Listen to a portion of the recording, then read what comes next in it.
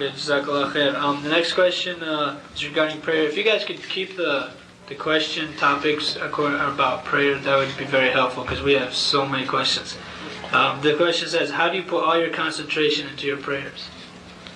Well, you do the best you can. When I'm praying, and I think you probably found this useful as well, when you pray, it's very difficult, to have total concentration during your prayer. But I think it's good that while you're performing your prayer, to interrupt yourself at times and genuinely think about something that you're grateful to Allah for. Think about a deep concern you have for someone close to you, and you communicate that to Allah during your prayer. Think about something that you feel you may not have done quite right, a doubt you have about yourself, and ask God to forgive you for that and to help you with that. Most importantly, try to adopt an attitude of humility during your prayer. I think this is just my personal advice. The more humble, sincerely humble you are in your prayer, the more when you turn to prayer, you acknowledge and admit to Allah your dependence upon Him.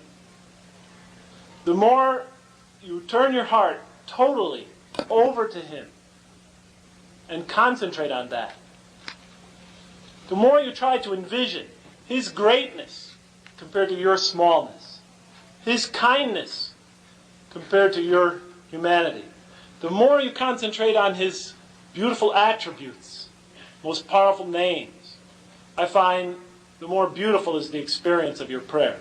So as you recite the Quran, interrupt yourself at stages. Just don't recite your prayer as a formula. Stop yourself at moments. And whenever you feel so during your prayer, stop yourself at a verse and communicate to Allah your deepest feelings about Him. And be thankful for what He has given you. And ask for His help, sincerely, from the depths of your heart. And tell Him, although He already knows how much you need Him and you want to grow near to Him.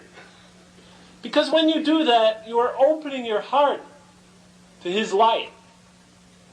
And like I said, those most beautiful moments almost never come when anticipated. Sometimes they come and you're not even trying. When you're just standing there in your prayer and you're reciting Al-Fatiha, and all of a sudden you'll feel this beauty take over you.